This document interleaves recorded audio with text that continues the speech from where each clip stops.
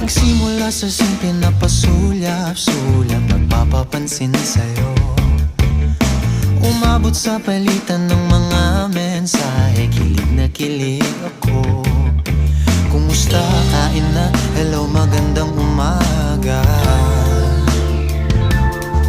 Ingat ka, pahinga, huwag kang masyadong magpupuyat pa.